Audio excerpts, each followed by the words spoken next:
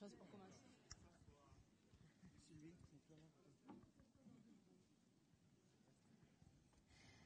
Ouf. Mesdames, Messieurs, eh bien, nous sommes extrêmement honorés tous de recevoir ici nos deux invités d'honneur pour cette première soirée du Festival du Livre. Donc, vous les avez applaudis, Stéphane Hessel, Lina Benmeni, qui nous font le plaisir et le très grand honneur d'être là.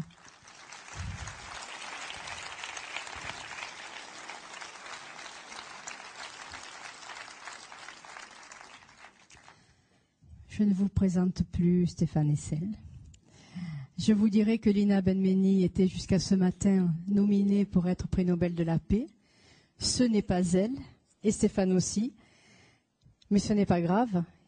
Ils étaient pressentis, ce qui veut dire par rapport à leur travail et à leur engagement, quelque chose d'extraordinaire par rapport à notre monde, par rapport à la société, par rapport à leur désir de paix et de démocratie sur Terre.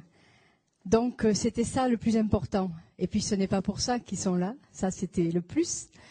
Mais Lina, nous l'avons choisi depuis plusieurs mois, et Stéphane Hessel aussi, pour le travail qu'ils ont fait, chacun de leur côté. Alors, vous avez compris qu'ils n'avaient pas tout à fait le même âge, que ce n'est pas tout à fait la même génération. Et ce qui nous intéressait ce soir par rapport à notre thème du festival, qui est « Où allons-nous si vite ?» et qui est également ce thème de l'accélération un petit peu du monde, de l'histoire, en tout cas l'impression qu'on en a. On avait là deux témoins, deux acteurs, pas seulement témoins, mais acteurs puissants de certains événements qui avaient comme point commun l'engagement et la résistance. Donc l'engagement, c'est le thème du débat, et la résistance sous forme de réseau de résistance pour Stéphane Hessel, et puis à travers les réseaux sociaux pour Lina Benmeni, qu'on appelle aussi Tunisian Girl, la blogueuse tunisienne, puisque c'est par elle que, après que ce jeune homme se soit immolé, eh bien c'est par elle qui a commencé avec son blog à travailler, à alerter les foules et alerter son peuple. Voilà. Donc nous avons Sylvie Crossman, je vous fais le boulot, mais après je m'arrête, et Jean-Pierre Barou, qui sont les éditeurs, qui ont eu le génie d'éditer le Indignez-vous de Stéphane Hessel. Donc ils ont fait un boulot phénoménal. Et Lina également.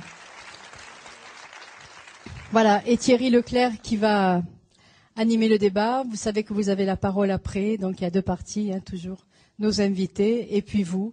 Donc on essaiera de gérer les questions parce que vous êtes très nombreux et ça nous ravit pour ce début du festival.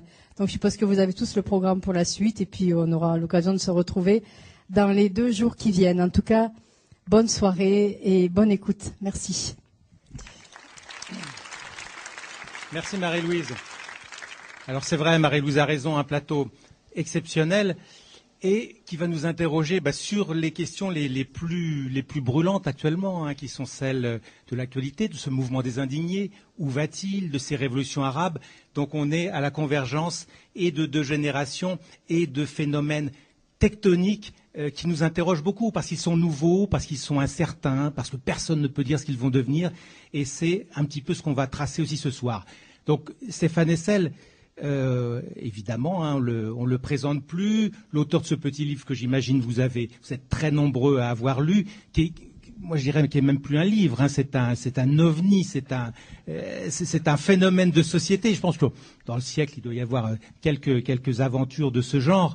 Vous le savez, plus de 2 millions d'exemplaires en France, mais les chiffres à la limite ne sont pas les plus importants, plus d'1 million d'exemplaires à l'étranger, mais surtout un livre qui finalement va coller son étiquette, donner son nom à ce mouvement des indignés dont on va reparler, je pense, assez longuement. Ils étaient 5000, je crois, aujourd'hui encore aux États-Unis, dans plusieurs villes d'ailleurs.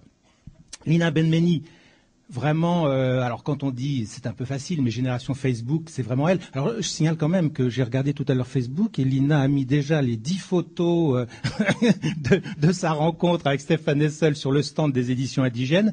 C'est déjà sur le net, pour vous montrer à quel point tout ça va très vite et on verra avec elle que c'est le rôle intéressant du blogueur qui est producteur d'informations. Nous, c'est vrai qu'en France, on a plutôt tendance à voir l'internaute, le blogueur, comme quelqu'un qui commente, quelqu'un qui est un petit peu extérieur. Là, on a quelqu'un qui a été acteur d'un mouvement et qui a été producteur, c'est intéressant, d'informations. Sylvie Crossman et Jean-Pierre Barrault, Marie-Louise vous le disait, à la tête de cette maison d'édition indigène. Et là aussi, c'est quand même assez extraordinaire. Alors, on parle de Steve Jobs, de sa mort et de son garage et de son premier ordinateur, mais je veux dire, c'est pas mal non plus, là. Cette soupente d'une maison où en artisan, on fabrique des livres, et des livres qui deviennent donc des phénomènes pareils, c'est quand même quelque chose d'intéressant, parce que, il faut bien dire, je pense que Stéphane Hessel sera d'accord, ce succès doit beaucoup aussi à leur flair et doit beaucoup, je dirais, à leur compréhension de l'ère du temps. Hein. C'est ça qui est intéressant. Alors, engagement. Moi, j'ai envie de revenir un petit peu à ce qu'écrit dans Indignez-vous Stéphane Hessel, qui fait référence à, bien sûr, Jean-Paul Sartre, qui a énormément compté dans sa formation. Et vous nous dites que le jeune normalien que vous étiez a donc été beaucoup marqué par Sartre. Et vous dites avec Sartre, j'ai appris qu'on est responsable en tant qu'individu. C'était un message libertaire, la responsabilité de l'homme qui ne peut s'en remettre ni à un pouvoir, ni à un Dieu. Est-ce que ça pourrait être un peu ça, votre définition, votre forme d'engagement et la façon dont vous l'avez appliqué personnellement à votre vie? Oui, je pense que nous devons, ma génération doit beaucoup à Sartre. Évidemment, c'est une génération maintenant qui touche à son terme, et Sartre n'est peut-être plus aujourd'hui le philosophe ni le plus lu, ni celui qui a le plus d'influence, mais il reste que ma génération a subi les moments les plus durs du XXe siècle, la période la plus troublée, et à travers cette période, qu'est-ce que nous gardons comme message pour les générations qui sont maintenant en train de prendre leurs responsabilités? Eh bien, justement, cette notion de l'engagement après l'indignation.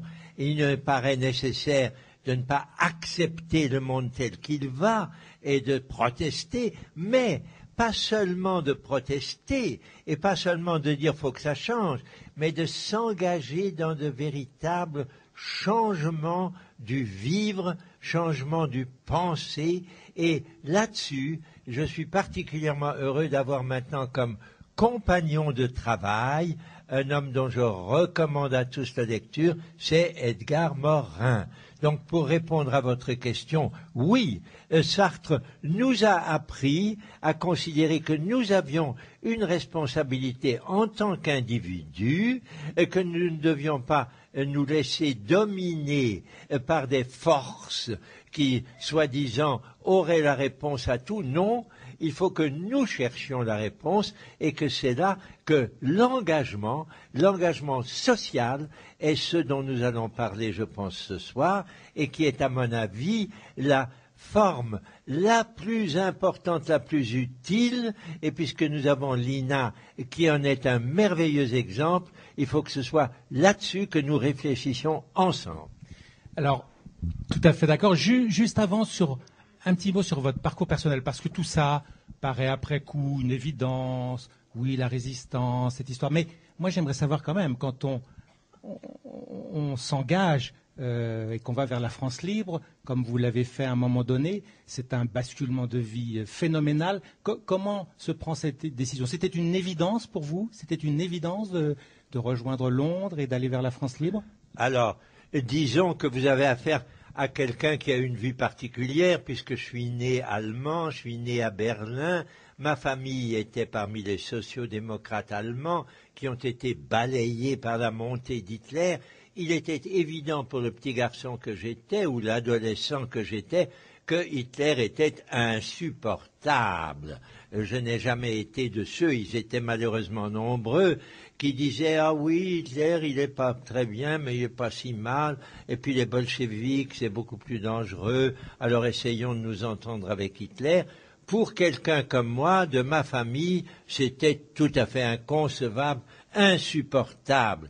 Et même que Pétain, soi-disant le vainqueur de Verdun, donc on peut lui faire confiance, mais quand il tend la main à Hitler, il n'y a pas une minute d'hésitation pour moi, il faut continuer le combat. Hein? Donc, que j'ai voulu, dès que possible, rejoindre le général de Gaulle à Londres, ça ne posait pour moi aucun problème, si vous voulez, de conscience. Non, ma conscience allait vers ce qui devenait la résistance. La résistance naturellement à Hitler, mais la résistance aussi au régime de Vichy, qui pour nous était un régime réactionnaire et que nous ne supportions pas. Alors, Lina, dans ce livre de la même collection, hein, Tunisian Girl, vous dites « Je suis un électron libre et je veux le rester ». Alors c'est intéressant parce qu'il y a toujours cette idée de l'internaute seul face à son écran, seul face à la toile, et qui est en même temps extrêmement connecté, extrêmement seul, extrêmement connecté.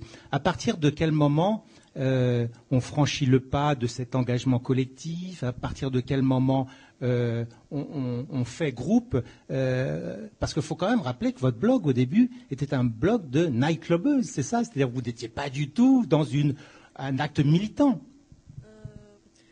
Oui, bon, c'était un blog d'actes militants. C'est vrai que ça s'appelait Nightclubbeuse, en fait, et ça parlait de soirées nocturnes, mais aussi de culture. Sur le blog Nightclubbeuse, j'ai fait connaître des artistes engagés aux Tunisiens, des artistes qui n'avaient pas le droit de chanter en Tunisie, comme la chanteuse Emel Mathlouthi. C'était une lutte culturelle. Et puis, avec un mouvement social qui s'est déclaré en Tunisie en 2008, le mouvement social du bassin minier, j'ai constaté l'ampleur de la violence policière. J'ai vu que la police avait tué plus de jeunes et que tout ça se passait dans le silence. Et en même temps, sur la toile, et surtout dans la blogosphère tunisienne, j'ai vu qu'il y avait des blogueurs qui ont commencé à bloguer bien avant moi, ont commencé à faire des campagnes de soutien aux habitants du bassin minier. Donc, sans réfléchir, je me suis engagée avec eux et j'ai commencé à lutter avec eux contre ce qui se passait au bassin minier. C'est le sud de la Tunisie. Et puis, ça a évolué. J'ai commencé à faire mes propres campagnes. Mais à chaque fois où chacun des blogueurs, de cyberactivistes, lançait un appel de secours, disait « maintenant il faut agir », on le joignait tous et toutes sans réfléchir. Voilà. Et comment se forme cette communauté informelle? Parce que à l'époque, vous avez peur effectivement des infiltrations, on ne sait pas qui est qui se cache derrière les pseudonymes. Donc, comment cette espèce de parti informel se crée? On prenait des risques, tout simplement, voilà. Mais comme je l'ai déjà dit, il suffisait que quelqu'un lance une campagne, on rejoignait cette campagne. C'était pas un ordre, c'était rien. Mais nous, notre vrai travail collectif a commencé avec la création de l'agrégateur des blogs tunisiens. Donc, cet agrégateur a été créé. Tous les blogueurs activistes ont rejoint cet agrégateur. Donc, on a commencé à faire connaissance et on a commencé à sortir d'Internet à la vie réelle. Donc, il y avait des blogueurs qui utilisaient des pseudos, mais qui se rencontraient même juste pour boire un café. Donc, c'était les connaissances. C'est comme ça. Alors, vous aviez des lieux de rendez-vous d'ailleurs à Tunis, hein, ouais. et en partie tout à côté du ministère de l'Intérieur. C'est quand même savoureux. Oui, oui. Oui, donc... C'était quoi, le Café de Paris, c'est ça? Non. Café du Théâtre? Oui, Café du Grand Théâtre à l'avenue principale. Et puis, il y avait d'autres petits cafés aussi sur l'avenue principale de Tunis. Certes, on a été infiltré par la cyberpolice, ce qu'on appelle la cyberpolice, mais on a réussi à faire beaucoup de campagnes, à dépasser leur censure, voilà. Et en même temps, vous dites, on ne veut pas créer de mouvements, de partis, pourquoi? Maintenant, il faut dire que ça change un peu avec tout ce qui se passe. Il y a des blogueurs qui ont choisi d'être dans des partis politiques. Maintenant, par exemple, pour les élections, il y a des blogueurs qui ont créé leur propre liste. Mais il y a certains blogueurs comme moi, par exemple, que moi, je ne veux pas faire partie d'une organisation officielle, d'un parti politique, parce que je tiens à mon indépendance. Personnellement, je pense que lorsqu'on s'engage dans un parti politique, ce n'est plus la relation horizontale et le travail volontaire, c'est plutôt un travail vertical des chefs qui donnent des ordres. Et voilà, pour moi, ça ne peut pas marcher, c'est une perte de temps. Pour bouger, il faut demander l'ordre pour bouger, la permission pour bouger, alors que quand c'est horizontal, voilà, chacun peut agir, les autres suivent s'ils veulent suivre, s'ils sont convaincus. Et je pense que c'est très efficace parce qu'on ne perd pas de temps pour voilà, demander une permission, recevoir un ordre et tout ça, des meetings. Alors, la dernière fois, avant l'été, que je vous ai vu à Tunis, vous sembliez un peu déçu en disant Facebook n'est plus ce qu'il était, nous ne savons plus qui est qui. Est-ce que vous êtes toujours dans cet état d'esprit? Oui, et de plus en plus dans cet état d'esprit. Voilà, ce qui s'est passé en Tunisie, c'est qu'après ce début de révolution que j'appelle pas encore révolution parce que ce n'est que le début d'une révolution, les blogueurs ont eu du succès, ils ont été très médiatisés et leur travail aussi. Donc tout le monde s'est mis sur les blogs, sur Facebook. Nous avons créé spontanément nos propres éthiques, nos propres règles. Mais les gens se sont mis à travailler n'importe comment. Donc cela a créé beaucoup de rumeurs, beaucoup d'intox. Et puis moi, je donnerai un exemple personnel, par exemple. Rien qu'à la sortie de mon livre, j'ai subi une campagne de diffamation gratuitement. Maintenant, c'était pareil pour la nomination pour le prix Nobel.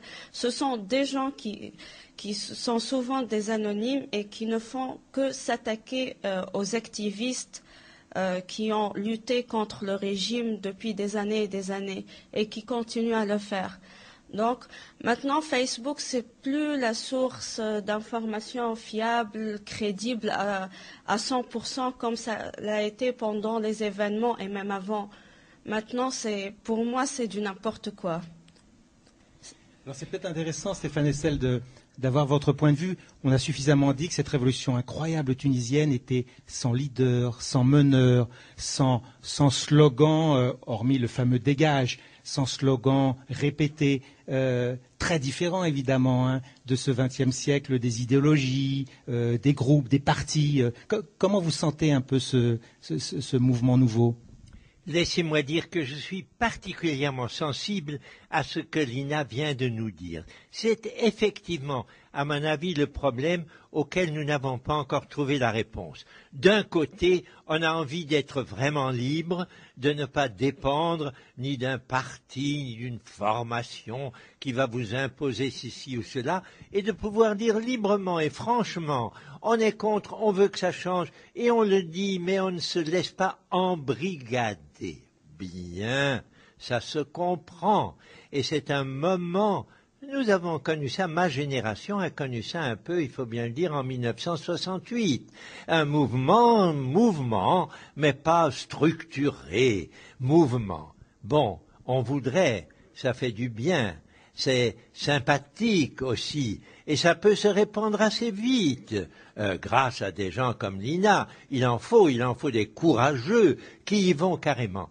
Mais cela atteint aussi ses limites. Et ma vieille génération, qui a connu des moments où la démocratie était vraiment gravement en péril, la Deuxième Guerre mondiale, la montée du fascisme, nous avons appris qu'au-delà de ces révoltes sympathiques, on est bien obligé de travailler avec des structures pour que les choses changent. Il faut qu'il y ait des mouvements qui soutiennent la volonté de liberté, de changement. Mais il faut bien qu'il y ait aussi des formations politiques. Ce qui est en train de se préparer en Tunisie, Lina est beaucoup plus au courant que moi de la manière dont ça se passe. Mais il est évident que dans quelques jours, maintenant, dans 15 jours, on va voter pour une constitution, c'est-à-dire qu'on dira voilà les structures avec des partis, avec des formations qu'il faudra bien mettre en place. Alors, nous avons besoin de structures démocratiques avec des partis et des institutions. Mais il ne faut pas que cela nous empêche de garder notre volonté de libération, notre volonté de changement.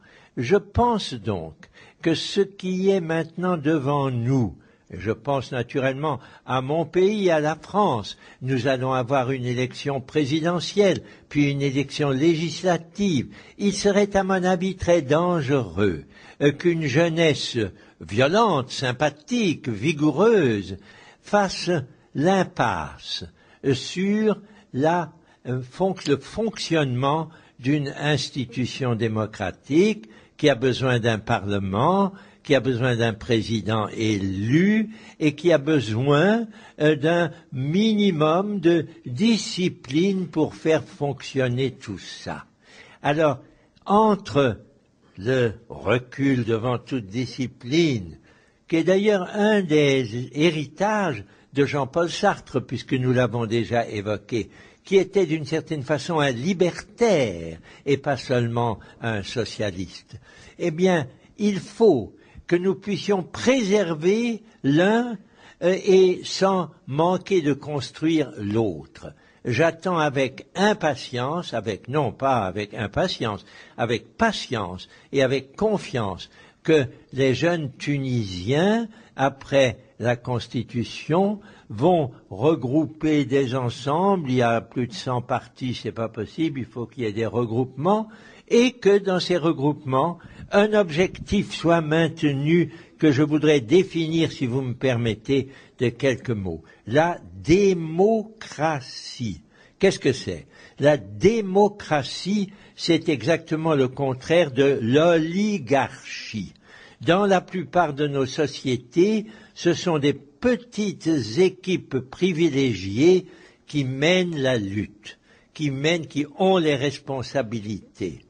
Sur les 7,5 milliards d'hommes et de femmes que nous sommes dans le monde, il y a peut-être 1 million, 2 millions, 4 millions qui occupent des positions privilégiées. Et les autres, on ne s'en occupe pas parce que ce sont ces privilégiés-là qui donnent la musique. Ça, c'est le contraire de la démocratie. Nous avons donc besoin que les structures qui se forment soient soucieuses de lutter contre les sous-privilèges de la grande masse de la population.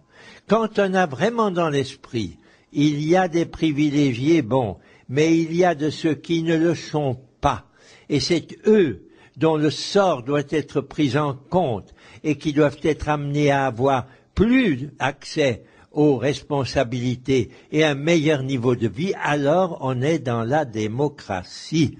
Et nous avons besoin, hélas, de formation intelligente, de partis politiques qui soient des partis démocrates. Nous ne pouvons pas nous en passer. Alors vous, Lina, de votre point de vue, dans cette phase intermédiaire de démocratie où on entend dire beaucoup en Tunisie que les gens ne connaissent pas les candidats, ne connaissent pas les formations, beaucoup de jeunes disent, c'est vrai, qu'ils se reconnaissent pas dans le gouvernement, dans les instances élues. Donc, comment ce souffle de la révolution auquel vous avez activement participé, comment il va se traduire? Comment vous le retrouvez? Parce que Stéphane a raison, à un moment donné, il faut structurer tout ça, il faut des institutions, il faut passer à autre chose que cet élan révolutionnaire. Mais comment vous appréhendez les choses?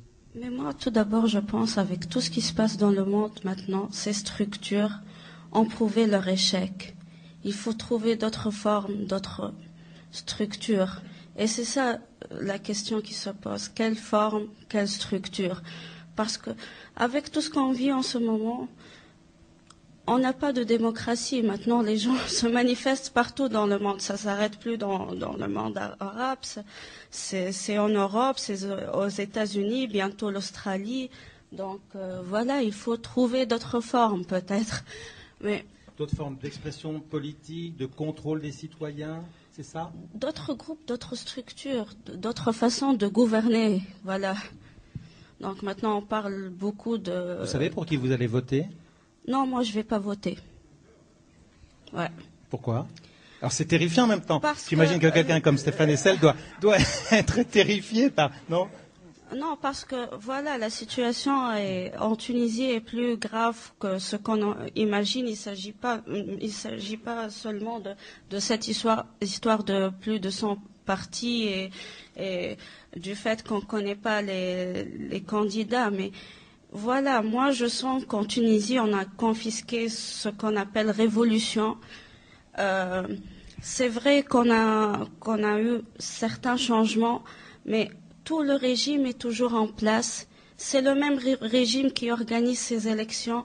On peut trouver des partis qui participent à ces élections et dont les fondateurs sont des personnes qui devraient être jugées pour tout ce qu'ils ont fait en Tunisie, pour tout le mal qu'ils ont fait aux Tunisiens, des personnes qui ont travaillé pour le régime de Ben Ali, qui ont fait partie du RCD. Donc pour moi, nous, on n'a pas fini notre révolution, on s'est arrêté au milieu de la révolution. Donc ça, c'est grave. On aurait dû continuer avec la révolution, on aurait dû écarter ces gens parce que, croyez-moi, ils doivent être écartés, ils doivent être jugés. Bon, s'ils sont innocents, si la justice prouve qu'ils sont innocents, ok, d'accord, mais s'ils sont coupables, ils doivent être punis. Mais là, on voit qu'ils ont créé de nouveaux partis, qu'ils participent à la vie politique, que ce sont eux qui ont les plus de chances de gagner ces élections parce qu'ils sont bien organisés, parce qu'ils ont les moyens, parce qu'ils ont tout un réseau partout en Tunisie. Donc voilà, la situation est très grave maintenant en Tunisie. Stéphane Hessel, vous comprenez ou ça vous attriste que Lina Benmeni dise « je ne voterai pas » Oui, je le comprends et l'explication que Lina nous donne est très forte. Elle nous parle d'un pays, la Tunisie, qu'elle connaît, que je ne connais pas assez pour avoir un jugement. Il me semble que c'est une question peut-être d'évolution de l'histoire et du temps. On peut dire, tant qu'un pays est en train de chercher à se transformer, il ne faut pas le bloquer dans ces transformations potentielles. Et c'est un peu ce que j'entends en vous écoutant. Il faut continuer d'abord à vraiment vouloir que les choses changent fondamentalement et pas seulement superficiellement. Et que par conséquent, on ne retrouve pas les mêmes formations qui se sont donné un beau visage, mais qui en réalité refont quelque chose qui est précisément non démocratique. C'est-à-dire où de nouveau ce sont certains qui ont déjà l'habitude de commander, d'avoir les commandes en main, qui vont retrouver les commandes. Non, il faut leur arracher ces commandes. Ça demande un courage et une persévérance dans le mouvement de changement qui est énorme. Nous avons vécu, nous autres Européens, nous avons vécu des périodes où des pays entiers, je pense aux pays de l'Est de l'Europe, qui se sont débarrassés de la tutelle soviétique, ont essayé de construire quelque chose qu'ils ont voulu appeler démocratique. Et ils ont eu souvent du mal. Quand on voit ce qui se passe en Hongrie, on est un peu catastrophé. Donc, vous avez, je trouve, tout à fait raison de dire il ne faut pas lâcher la volonté démocratique tant que des forces ne peuvent pas se retrouver et se constituer et qui vont être des forces vraiment démocratiques et qui ne vont pas laisser les lobbies, les anciennes puissances reprendre le dessus. Mais à l'issue de cet effort, il est évident qu'à un moment ou à un autre, il faut qu'un État puisse fonctionner, c'est-à-dire qu'un État puisse s'appuyer sur des forces qui ont pris des décisions, qui ont créé un parti laïque, démocratique, un Paris qui va se battre pour obtenir des résultats. C'est une obligation. Et c'est pourquoi, sans parler de la Tunisie, sur laquelle c'est vous qui avez à nous dire ce qu'il faut faire, je dirais à mes amis français, jeunes ou pas jeunes, qui sont en train de s'indigner. Je suis content, parce que c'est nous avec Sylvie, là c'est elle qui a trouvé le titre. Nous leur avons dit, il faut vous indigner, mais il faut leur dire aussi, ne restez pas en dehors des structures démocratiques qui, chez nous, existent, n'existent pas en Tunisie, mais chez nous en France, il existe des partis politiques. Et ce qui serait un scandale, c'est de dire, tous pourris, ils valent pas bien les uns comme les autres. Non, il y a des partis, heureusement, et il y a en France des partis démocratiques que l'on peut à bon droit soutenir, tout en disant sans doute, de temps en temps, à nouveau, oh là, mais il faut pas que ces partis se sclérosent. Bon, donc il faut leur remettre encore un peu de fougue dans le cul, non, dans le, vous voyez où je veux dire. Mais il ne faut pas faire l'impasse sur l'élection. En France, aujourd'hui, ce serait à mon avis criminel de la part des jeunes Français de ne pas voter, parce que s'ils ne votent pas bien, alors c'est ceux qui votent mal qui vont l'emporter. Là, il y a une différence, il faut la reconnaître, entre une situation comme celle de votre pays que j'aime, où j'ai été encore tout récemment, et qui est un pays patriotique, ça j'aime beaucoup. Les Tunisiens veulent la Tunisie, et ils la veulent forte. Eh bien, vous avez encore du chemin à faire. Ça, c'est sûr. Alors, Sylvie Crossman et Jean-Pierre Barrou, je le disais, c'est pas un hasard du tout si vous avez publié, si vous avez maintenant dans votre catalogue deux de ces acteurs majeurs des bouleversements d'aujourd'hui. Effectivement, Sylvie Crossman a trouvé ce titre, mais j'aimerais, je crois que ça peut intéresser tout le monde, vous nous disiez un peu dans quel état d'esprit vous avez publié ces ouvrages, c'était le fruit de quoi, de quelle réflexion, par un chemin d'ailleurs détourné ou peut-être pas détourné, vous allez me dire, par les aborigènes d'Australie, les Indiens Navarro, les Inuits, ce qui peut paraître étrange a priori.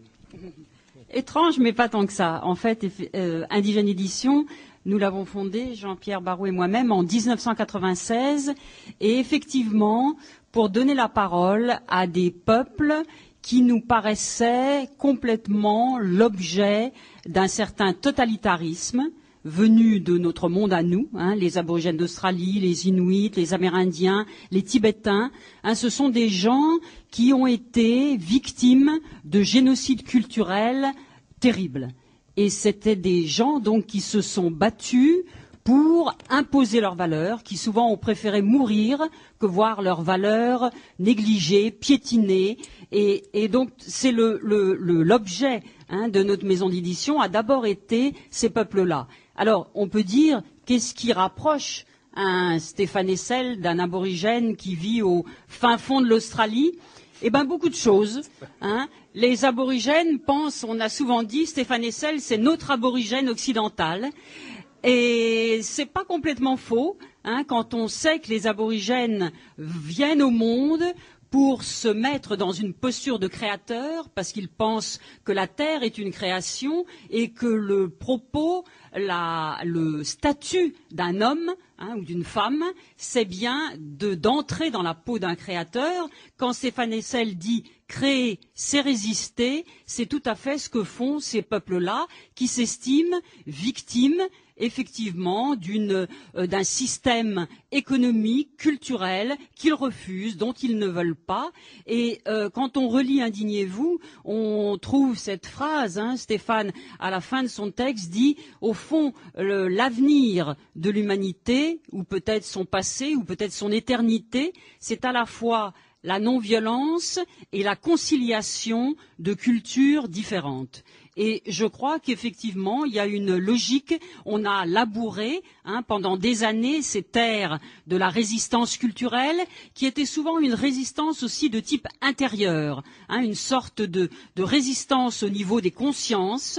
Et je crois que ce que Stéphane a incarné et où la convergence s'est faite, c'est ces résistances intérieures, ces résistances très radicales, ces résistances culturelles sont venues percuter une résistance de type plus historique, plus occidentale, qu'a très bien incarné, je crois, Stéphane Hessel. Et au-delà de ça, je pense que si le message de Stéphane a été si reçu 7 sur 7 par toute cette jeune génération, c'est que autant dans ces sociétés que nous connaissons bien, issues de traditions orales, les figures d'aînés ont un rôle fondamental, les aînés passe le savoir, autant dans nos sociétés occidentales, il y a assez peu de ce type de personnages, d'aînés, capables de passer un flambeau, le relais d'une résistance. Et je crois que Stéphane a véritablement émergé comme un de ces aînés occidentales qui passait le flambeau de la résistance et que les jeunes générations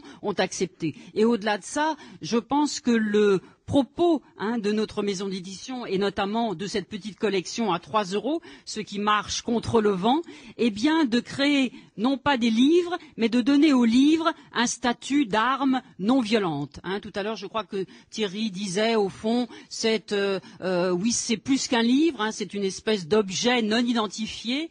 Le Monde a très bien dit ça sous la plume d'un jeune philosophe en disant au fond, oui, ça sert à rien de faire des procès à Stéphane. Est-ce qu'on s'indigne? Est-ce qu'il y a quelque chose au-delà de l'indignation? Ce qui compte, c'est que indignez-vous, c'est un objet dont s'est saisi le présent. Et je crois que quand on dit ça, un objet non violent dont se saisit le présent, c'est exactement ce qu'on essaye de faire à travers notre maison d'édition.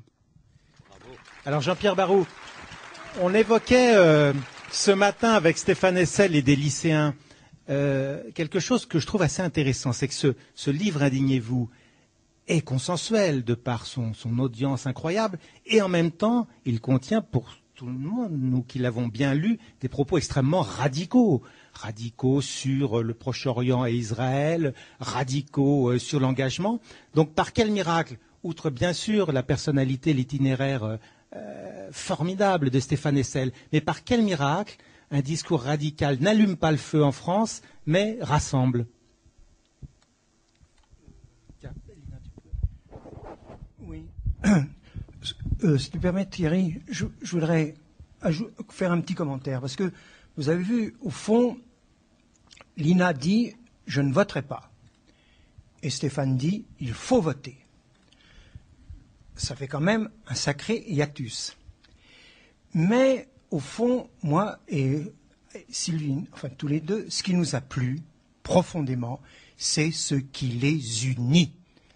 Et ce qui les unit, au fond, bon d'accord, c'est un grave problème que tu as évoqué, mais il y a autre chose qui nous paraît fondamentale, tant chez Stéphane que chez Lina, et qui outrepasse les problèmes générationnels, et qui les unit, encore une fois. Eh bien, avant de dire quoi, si tu permets, moi je vais relire un court instant, de mémoire bien sûr, Indignez-vous.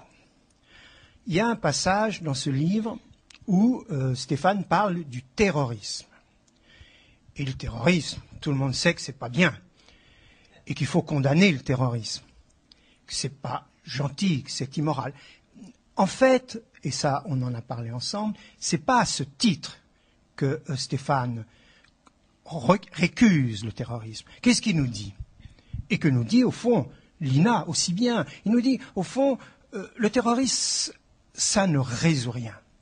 Ça fait qu'enclencher le cycle de la violence.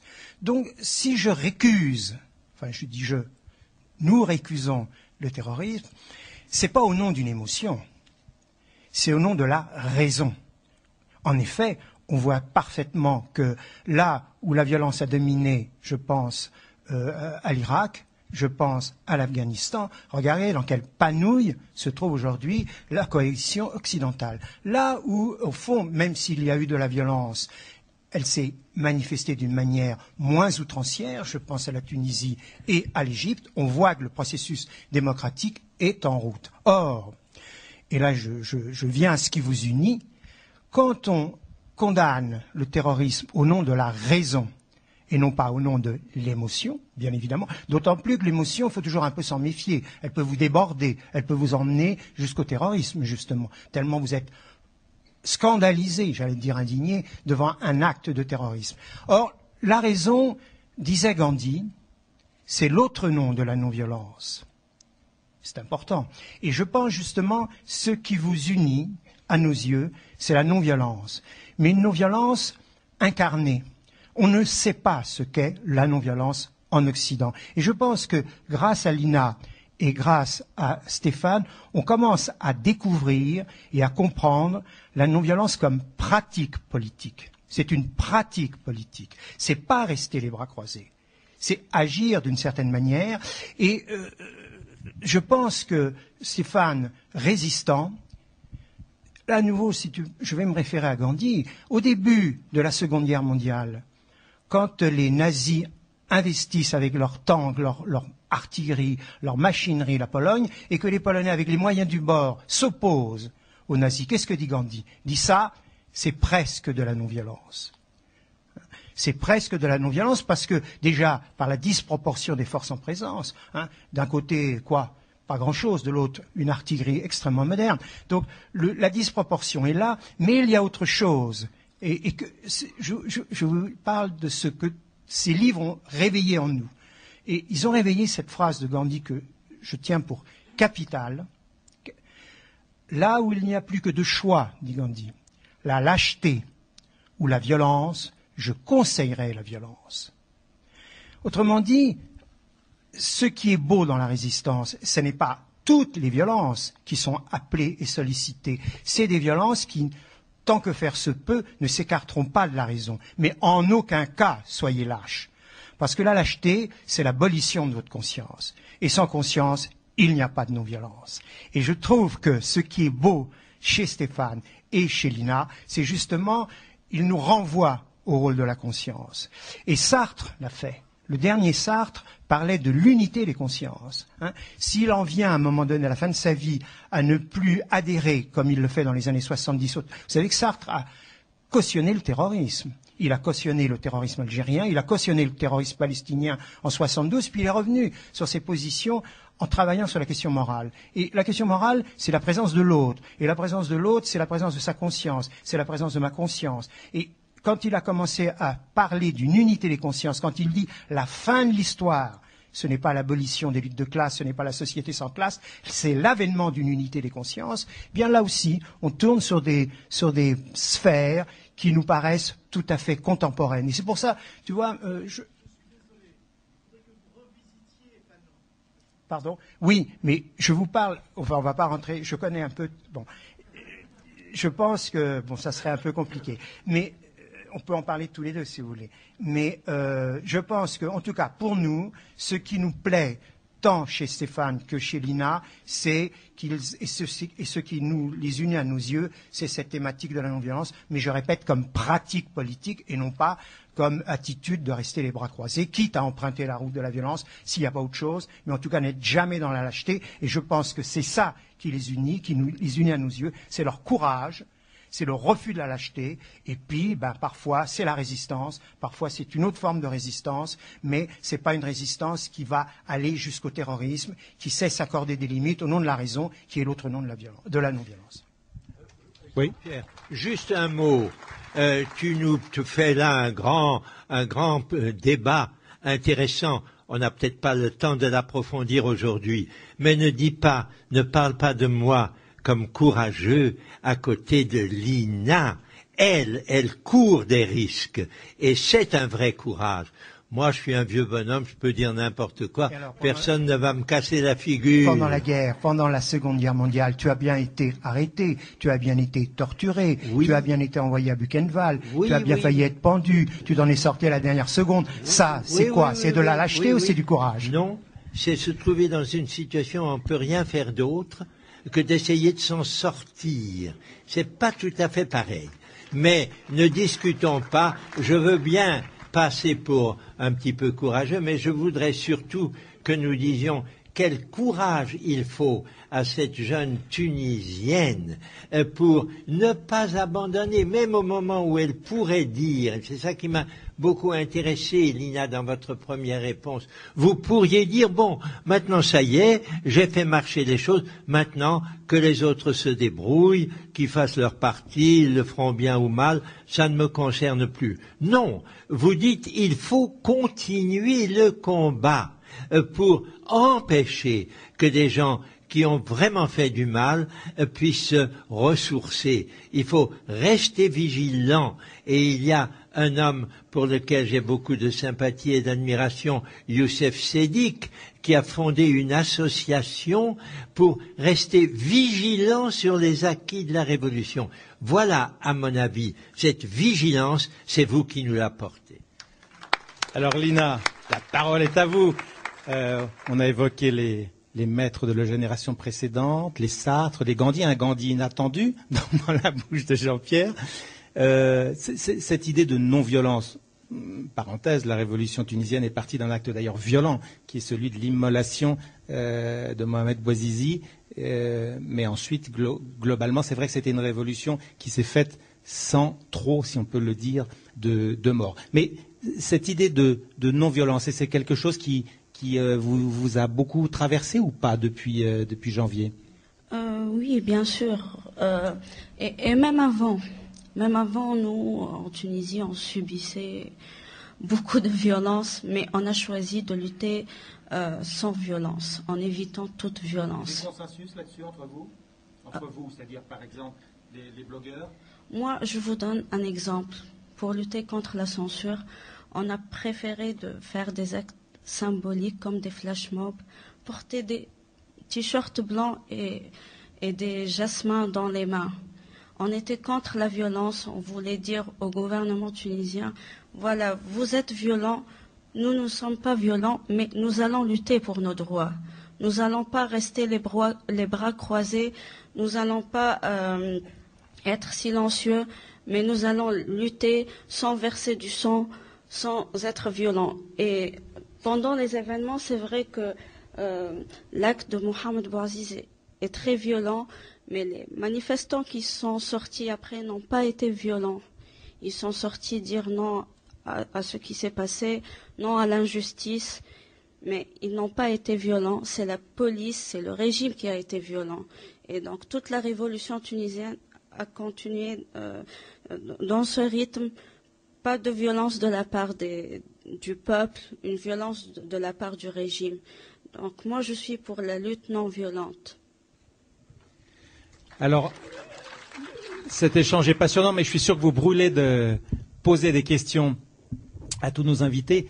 Qui veut commencer? Peut-être après, on en viendra aussi à la signification du mouvement des indignés et ce qu'on peut en dire aujourd'hui. Monsieur, je ne sais pas où est le micro. Il ne doit pas être loin.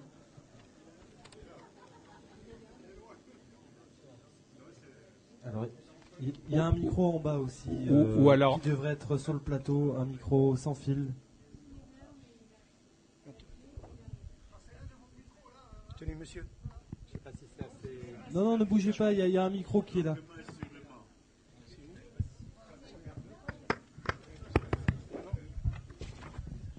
Vous m'entendez? Très bien. Bon. Quand... Oui.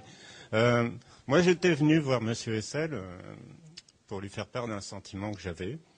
Et je suis content que monsieur ait parlé un petit peu de mon sentiment. J'ai acheté votre livre, tout heureux, et je ne l'ai pas lu. Je ne l'ai pas lu parce que quand j'ai ouvert et j'ai vu Sartre, j'ai été indigné de par mon histoire. Je suis content que monsieur rappelle que Sartre a participé à aider les terroristes, parce que quand vous êtes dans une population qui est soumise à des plasticages et tout ça, vous n'y êtes pour rien. Moi, j'y étais pour rien. Et que pensez-vous d'Albert Camus? Albert Camus. Oui, s'il vous plaît. La question est vaste. Hein. Non, en deux mots. Mais je pense que ce que nous devons à la pensée d'Albert Camus, c'est sa façon de se ressourcer dans ce qu'il y a de plus profond en chacun de nous, où se retrouvent la raison et la conscience. Et permettez-moi à cet égard de faire ce que j'aime faire toujours, de vous reciter une fois de plus l'article 1er de la Déclaration universelle des droits de l'homme. Tous les êtres humains naissent libres et égaux en dignité et en droit. Ils sont doués de raison et de conscience et doivent agir les uns à l'égard des autres dans un esprit de fraternité. Camus, qui n'a pas d'écrit, rédigé des déclarations universelles, mais du fond de son cœur, il a été exactement cela. C'est-à-dire, il a quelqu'un qui attache une énorme importance à la dignité de la personne humaine. Quand on lit ce qu'il a écrit sur sa mère, c'est extraordinaire à quel point il a le sens de cette dignité. Et je pense qu'il a le sens de la raison, mais aussi de la conscience. Et c'est ce qui le rend plus précieux à lire que des philosophes peut-être plus directifs, comme l'a été Sartre, ou comme l'ont été d'autres philosophes, Lévinas ou d'autres. Pour Camus, ce qui compte, c'est l'humain en soi. Et cet humain, il est fait d'une conscience morale et pas seulement d'un raisonnement sur la justice. Par conséquent, la justice, oui, bien sûr, mais le sens profond et émouvant de la morale, ça, il nous le communique. C'est pourquoi je considère que la lecture de Camus est quelque chose qu'il faut promouvoir dans les écoles, parce que il y a là une force de la pensée et de l'émotion dont nous avons aujourd'hui le plus grand besoin. Merci. Une question ici.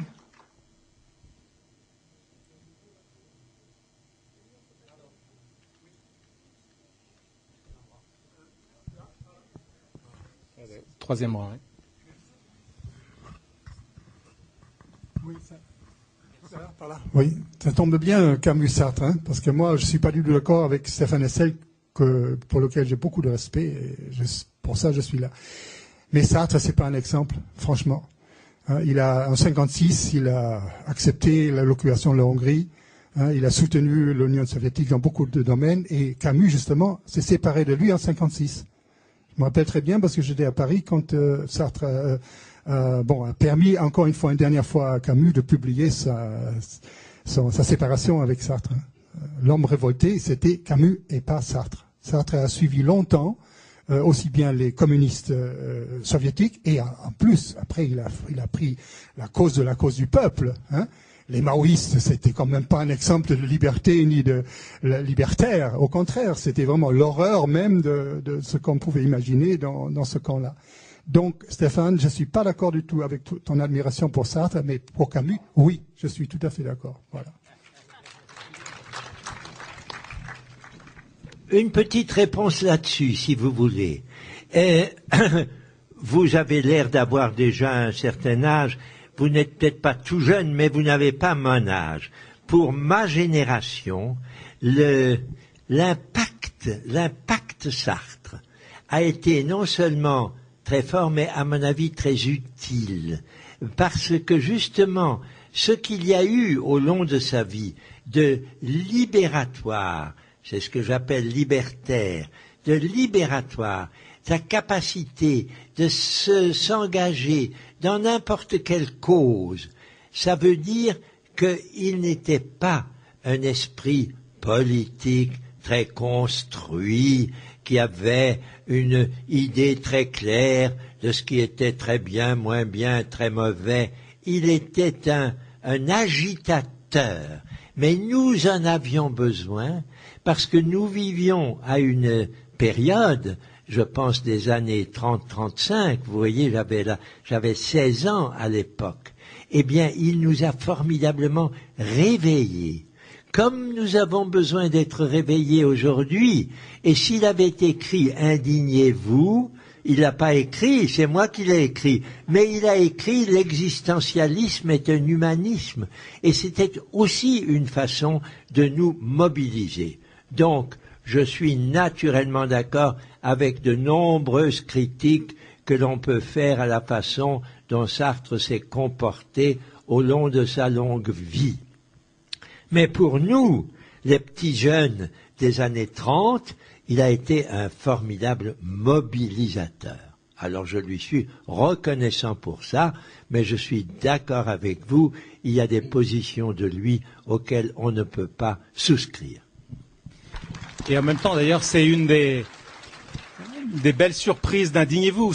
On est dans une période, grosso modo, assez camusienne. Moi, j'aime aussi beaucoup Camus. Mais remettre un peu de Sartre à l'ordre du jour, je trouve ça assez intéressant. Et je me retourne vers notre deuxième sartrien, qui est Jean-Pierre. Non, je veux juste dire une phrase. Sartre s'est peut-être beaucoup trompé, mais il ne nous a jamais trompés.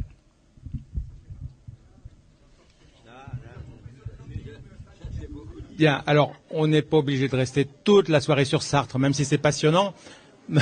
Monsieur qui veut, ni Camus, ni Sartre, si? Allez-y.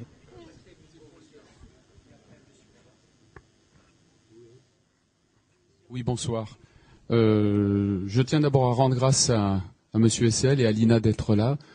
Je vois en face de moi et je découvre, et c'est quand même beaucoup d'émotion aussi, une jeune fille, pour pas dire une jeune femme, devant une certaine immensité et une problématique qui sans doute la dépasse et qui doit quand même hanter ses nuits. Alors j'ai une question, Lina. Aujourd'hui, qui vous soutient vraiment dans votre quotidienneté et quelles sont vos prochaines actions pour que jamais, jamais, jamais vous ne désespériez de quoi que ce soit, ce qui m'a semblé être un petit moment le cas. Je vous remercie.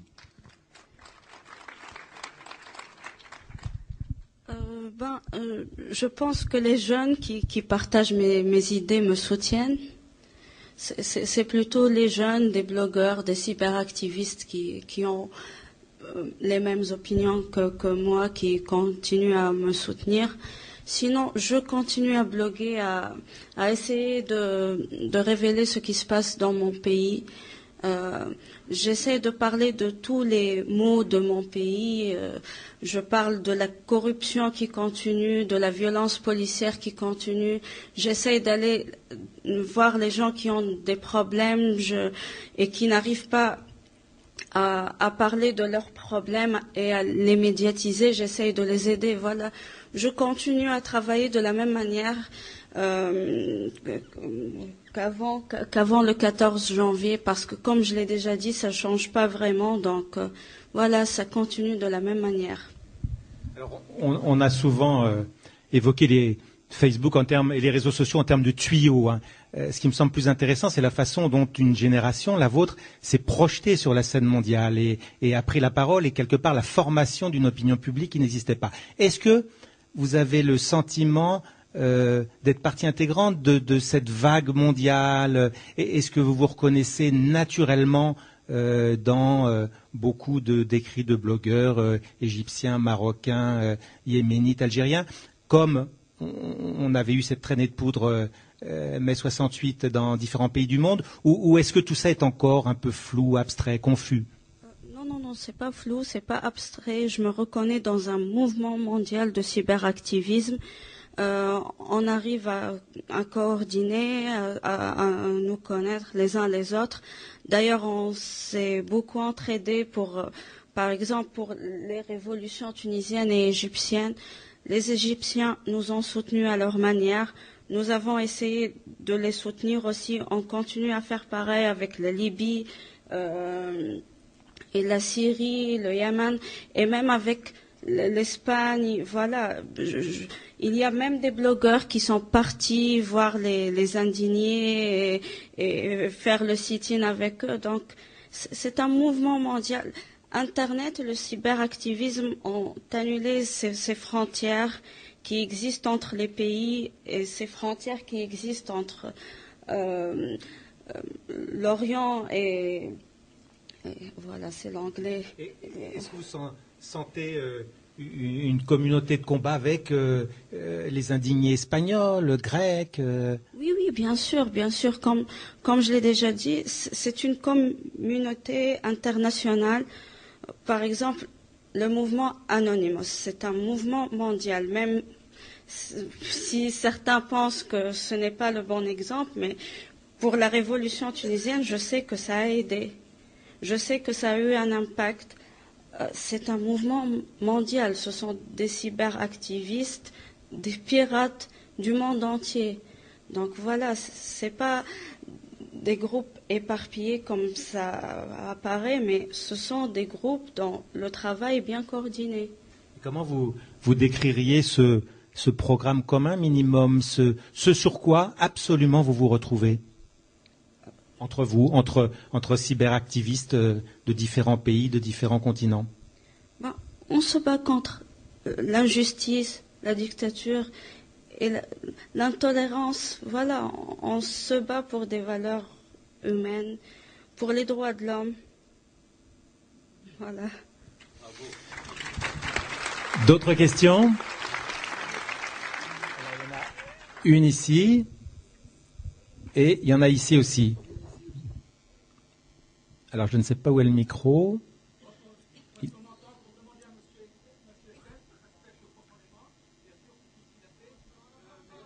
Attendez, parce que tout le monde ne vous entend pas bien.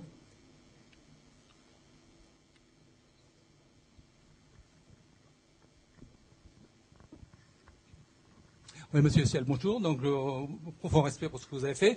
Mais vous demandez, vous qui vous êtes battu contre l'hitlérisme, contre les nazis, vous savez très bien que Hitler est arrivé par les élections à son pouvoir.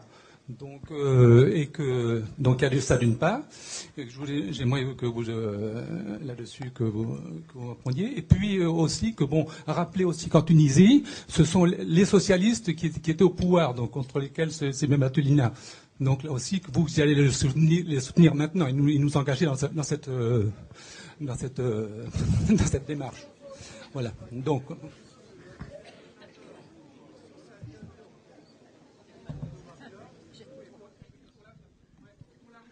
Merci pour la résistance, merci pour les résistants, entre autres pour M. Essel quand on dit que ça ne sert à rien.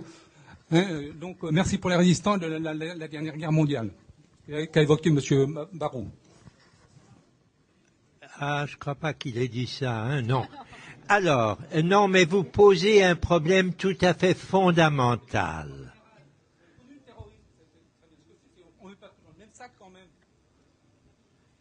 Vous posez un problème fondamental. Si on ne se complaît seulement dans le fonctionnement normal des démocraties avec des élections, qu'on s'aperçoit par exemple qu'en Allemagne, la dissension entre sociodémocrates et communistes a amené les nazis au pouvoir, on voit que le fonctionnement d'une démocratie peut tourner mal si les forces de respect des droits de l'homme, de défense des libertés fondamentales se dispersent, se disputent et laissent passer ce que j'appelle, d'un gros mot général, la réaction au service des forces économiques les plus égoïstes. Car qui a finalement soutenu Hitler et lui a permis de tirer le bénéfice des hostilités entre les deux gauches, ce sont les grandes entreprises Krupp et Thyssen. Alors, qu'est-ce que nous devons en conclure? Nous devons conclure que les démocraties, qui sont la voie dans laquelle il est indispensable que désormais tous les États du monde se retrouvent. Nous avons besoin d'États démocratiques au plein sens du terme.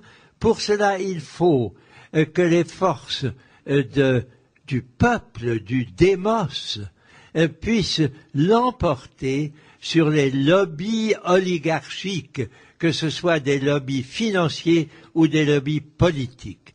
Et c'est par là que quelque chose peut être construit aujourd'hui. Heureusement, peut être construit un peu plus facilement qu'il y a 100 ans ou 50 ans, parce que nous disposons de ces moyens de communication dont notre chère Lina s'est si bien dont c'est si bien servi, les communications entre individus, au-delà des frontières, au-delà des limites des partis ou des constitutions. Et là, il y a quelque chose qui peut surgir. Je pense que ce nouveau surgissement d'une humanité d'espérance, c'est cela qui est en substance dans les jeunesses d'aujourd'hui. C'est pas la seule substance. Il y a aussi des volontés de corruption, des volontés d'égoïsme, des lobbies, et il faut que triomphent ceux qui ont en commun un sens fort des droits de l'homme et des libertés fondamentales et qui peuvent l'avoir tous ensemble à travers l'ensemble de notre société mondiale. D'ailleurs, on peut rappeler que le programme du Conseil national de la résistance évoquait la démocratie économique et sociale, qui est sans doute la grande oubliée aujourd'hui, et que ce programme visionnaire, que pour ceux qui ne l'ont pas fait, je vous incite tous à le relire, était absolument, est encore au cœur du débat aujourd'hui. Une autre question ?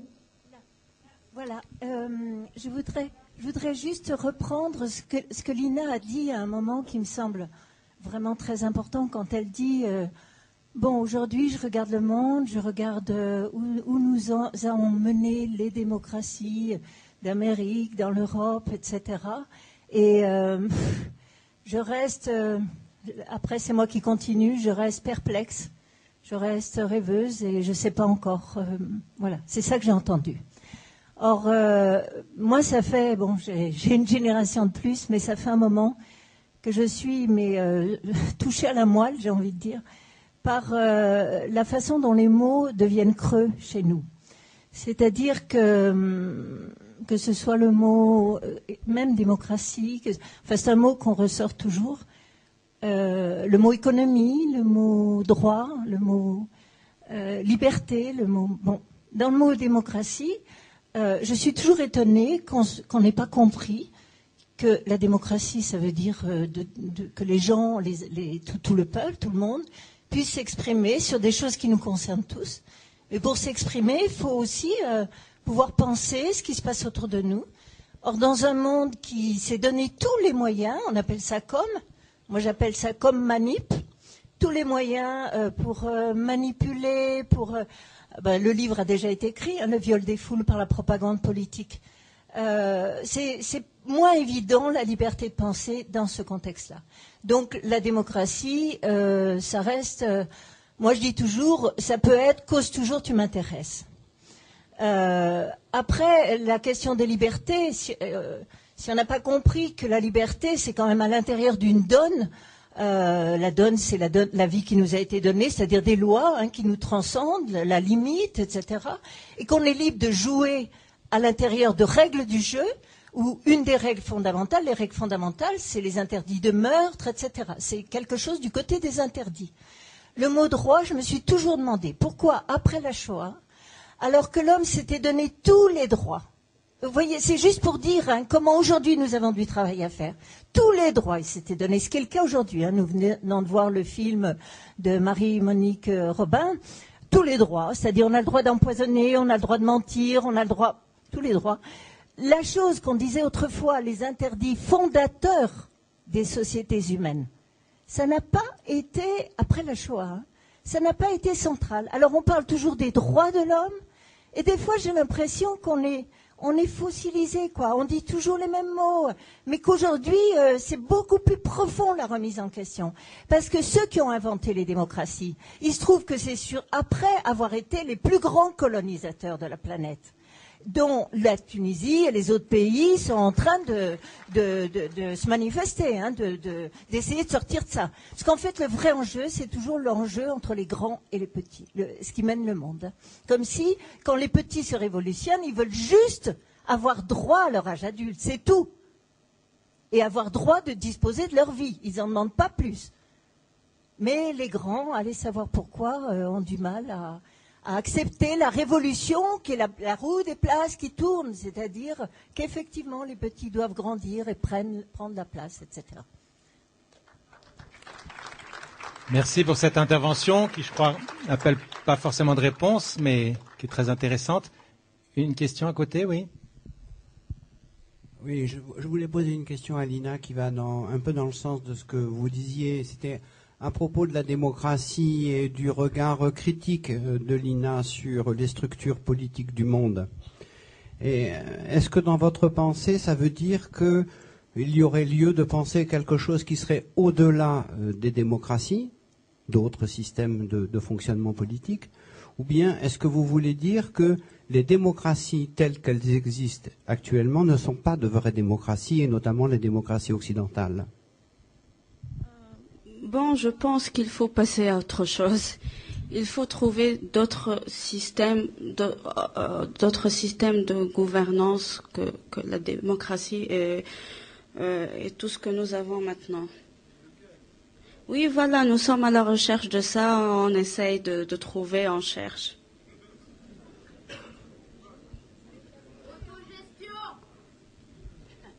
Oui, c'est ça, c'est l'open governance, ça existe en Islande maintenant, on peut voir ça. Je vois pas pourquoi se rire, mais ça commence à se développer dans certains pays. Oui, mais il faut travailler, il faut lutter, c'est ça la lutte.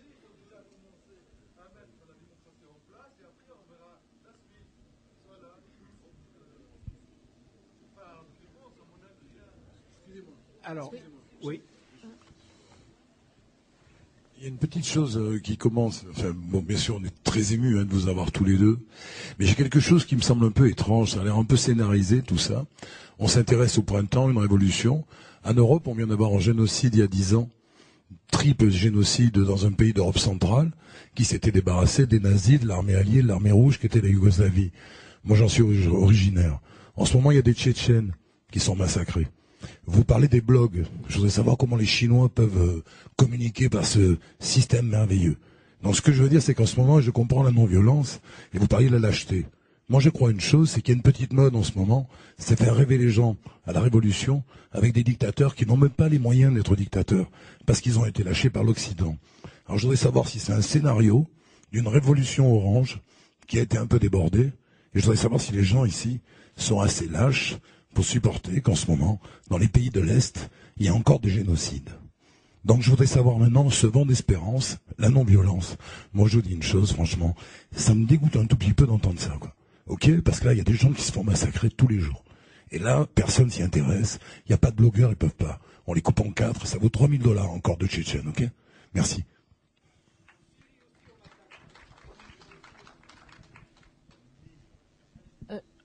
Oui, une question ici.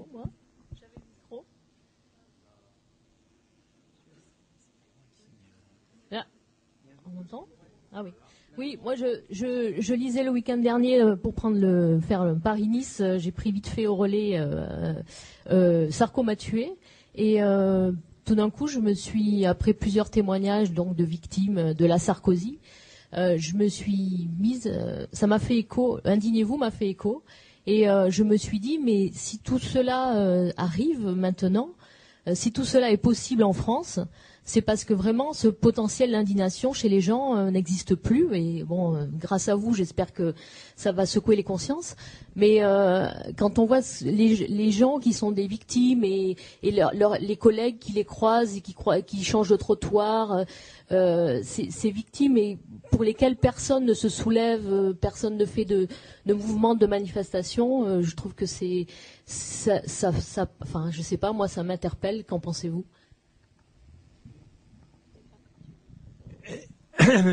Je vois un certain nombre de questions surgir, très intéressantes. Je pense que nous avons des sujets d'indignation et ils sont très divers, mais ils sont tous justifiés. Nous sommes indignés, comme vient de l'être la dernière intervenante, pour des choses très concrètes et sur lesquelles nous avons l'impression que nos pays n'interviennent pas, mais je pense qu'il faut aller plus loin. Et c'est un peu l'un des messages de notre jeune Lina. Il faut que nous inventions une nouvelle façon de conforter les droits fondamentaux de toute personne humaine. Et pour cela, il faut que nous ayons une bonne analyse du fonctionnement de nos sociétés et que nous sachions, par exemple, qu'aucune de ces sociétés individuellement ne peut se sortir de ces problèmes si elle est emprisonnée par la façon dont agit l'ensemble des sociétés mondiales. C'est donc sur le plan mondial que nous devons essayer d'arriver à ce que Edgar Morin appelle très bien une métamorphose. C'est-à-dire, il faut que les individus de toutes les sociétés apprennent, et c'est pas facile, à vivre en dehors de leur égoïsme fondamental et à prendre en compte avec intérêt, avec compassion, avec sympathie pour les autres, avec fraternité, la façon dont ces 9 milliards de bonnes femmes et de bons hommes vont pouvoir demain vivre. Cette tâche est considérable. Ce n'est pas en faisant ici ou là progresser un petit problème que l'on va arriver à ce changement qui cependant est devenu essentiel, parce que autant dans ma jeunesse les problèmes semblaient relativement clairs et simples. Il y avait des gens qu'il fallait combattre, on les a combattus, il y avait des gens qu'il fallait soutenir, on les a soutenus, mais l'ensemble continuait comme par devant. Aujourd'hui, ça n'est plus possible. Nous avons besoin d'une nouvelle manière de jouer la politique. Nous avons besoin d'une nouvelle forme de démocratie. Elle doit être soucieuse du bien commun, donc elle doit être démocratique, mais elle doit prendre des formes où la mobilisation des consciences, la volonté de travailler ensemble de tous prend une forme nouvelle. C'est à ça que nous devons essayer de concourir, et ça demande une formation de la conscience et une formation de l'esprit et une formation du cœur. C'est donc par une nouvelle éducation des jeunes que nous devons pouvoir franchir maintenant cette nouvelle étape de la vie des sociétés humaines sur cette planète. Nous sommes une espèce jeune. Ça fait peut-être 1 million d'années que nous existons en tant qu'hommes, pas beaucoup plus. Et ça fait pas beaucoup plus de 10 000 ans ou mettons 20 000 ans que nous formons des sociétés. On a fait beaucoup de mal, on s'est beaucoup battu, on s'est beaucoup entretué. Il serait temps que ça se termine, et si nous avons dans notre esprit une façon de prévoir une coexistence tolérante, fraternelle, et de nous dire « il nous appartient de la faire vivre », alors nous allons pouvoir aboutir à des résultats importants. Lina, prenons un exemple concret. Le débat après ces élections pour l'Assemblée constituante va porter donc sur l'écriture de la Constitution tunisienne, ce qui n'est pas rien, ce qui est le contrat commun. On évoquait tout à l'heure Youssef Sédik, on voit certains intellectuels commencer à proposer des rédactions. C'est tout le débat sur la place de la religion, sur l'égalité homme-femme, etc. Est-ce qu'on peut imaginer que cette écriture de la Constitution se fasse pour une fois autrement qu'entre 12 constitutionnalistes éclairés et fort intéressants, de façon plus ouverte, plus démocratique, qu'elles se débattent sur le net. Est-ce que c'est une utopie ou est-ce que c'est intéressant ou pas? C'est possible de faire ça, en fait. Ça s'est fait en Islande, comme je l'ai déjà dit, mais en Tunisie, on est encore un peu loin de tout ça. Mais j'espère voir ça. C'est un rêve pour moi. C'est mon rêve pour la Tunisie. Je pense que tout le peuple doit être impliqué dans l'écriture de cette constitution.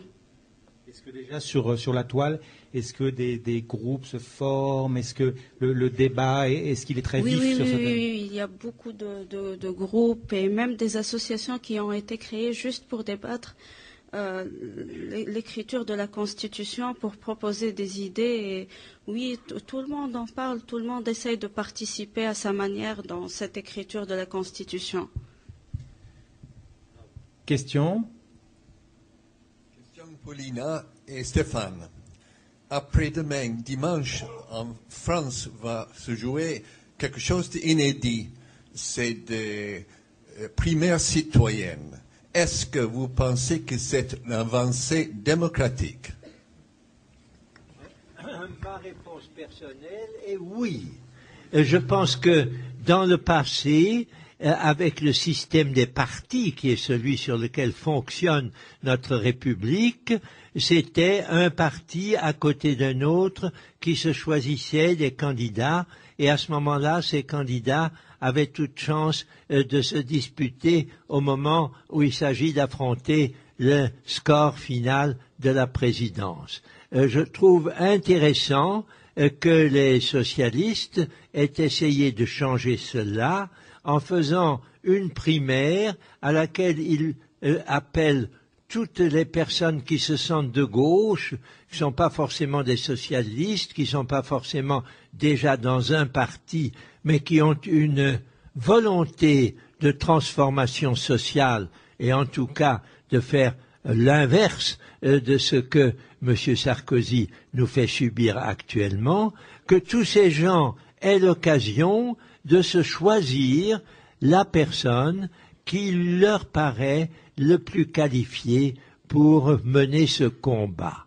Les primaires, j'espère, et je crois que c'est ce qui va se passer, vont réunir plusieurs millions de personnes, au moins 1 million, qui vont exprimer leurs préférences, et qui vont l'exprimer pas dans un combat où ils disent celui-là c'est un affreux et celle-là c'est une abominable, mais où ils disent sur les 6, ils sont tous les 6 intéressants, mais ma préférence va à un tel plutôt qu'à un tel, et si on s'aperçoit qu'une majorité donne la préférence à l'un de ces 6 candidats ou à l'une de ces 6 candidates, eh bien elle portera la volonté plus large de ceux qui se disent de gauche.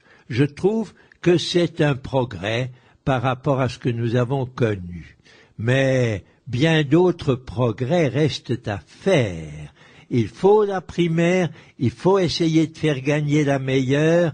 Vous savez à qui je pense personnellement, je l'ai déjà dit à plusieurs reprises, mais une fois qu'on aura défini celle qui a la préférence de la gauche, il faudra encore se battre pour qu'elle soit effectivement élue présidente. Et quand on aura réussi cela, ce ne sera encore que la moitié du chemin, car il faudra ensuite, avec les législatives qui vont suivre, constituer une majorité de gauche qui, elle, pourra comporter plusieurs partis, Europe Écologie que je soutiens depuis longtemps, les socialistes qui auront désigné par là une candidate qui sera devenue présidente, la gauche également, la gauche, ce qui est la partie de gauche, etc.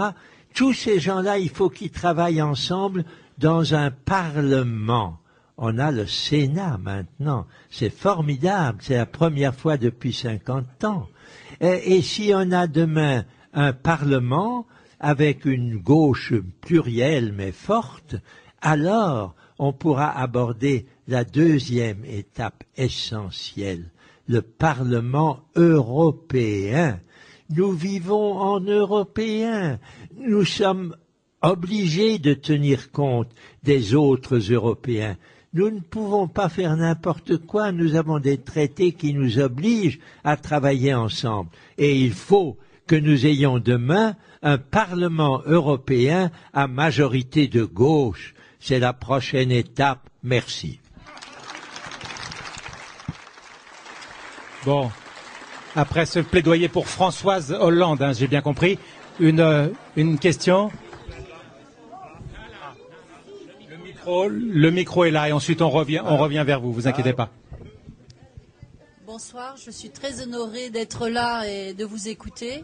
Moi, j'aimerais interpeller Lina parce que sa réponse a été « je ne voterai pas ». Et je me pose une question. Je me dis, Lina, actuellement, il va y avoir cette constitution. Il y a un parti qui est très bien structuré, qui est très bien organisé, c'est Ennahda, c'est-à-dire les islamistes. En tant que femme, quelque part, je crois que toute Tunisienne devrait voter, peut-être elle les premières, parce que vous dites que vous avez des rêves, et ces rêves peuvent peut-être disparaître avec ce type de parti au pouvoir, parce que les premières personnes qui payent avec des parlementaires de ce type, c'est les femmes. Donc peut-être qu'un jour, dans l'avenir, j'espère le plus loin possible ou qui n'existera pas, peut-être que même cet ordinateur avec lequel vous bloguez, on vous dira un jour, tu n'as plus droit. Et ça s'est passé en Iran, ça se passe partout. Je parle, la Tunisie, je la connais. Au moment où il y a eu les événements, j'ai de la famille des neveux qui sont sur Tala Kasrine. Anonymous, je connais, puisque j'ai fait passer des messages au niveau des radios quand on m'a dit « Tata, est-ce qu'en France, vous êtes au courant de ce qui se passe ?» Et je lui ai dit « Oui, la presse est au courant. » Et c'est le discours que j'ai tenu. Pour moi, il faut que au moins toutes les femmes aient voté, même si c'est difficile, parce qu'entre la peste et le choléra, c'est difficile de choisir. Mais si on laisse monter les islamistes, c'est la catastrophe. Alors Lina, je remarque d'ailleurs, juste une parenthèse, votre question est très intéressante, mais je remarque qu'elle est venue après 1 heure et quelques de débat. On peut imaginer qu'il y a quelques années, elle serait venue tout de suite. Hein. C'est intéressant aussi. Mais donc la réponse de Lina.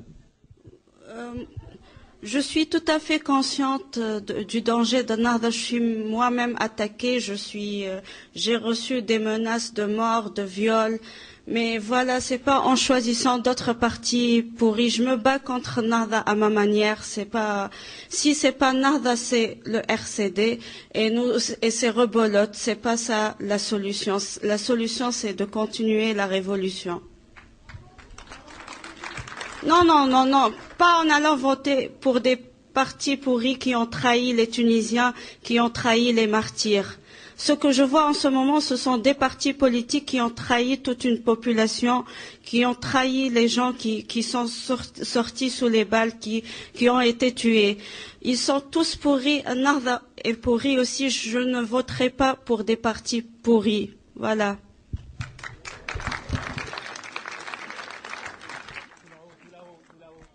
Allô, par ici. Alors, vous avez le micro et ensuite le micro vous arrive, vous le demandez depuis longtemps. Alors, je voudrais poser une question à nos deux invités. Pensez-vous... Pardon, excusez-moi. Pensez-vous que la mondialisation est un danger pour la démocratie ?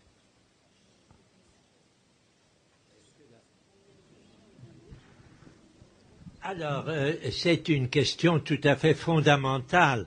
Merci de nous la poser à ce stade de nos travaux. La mondialisation n'est ni un bienfait ni un danger, elle est un fait.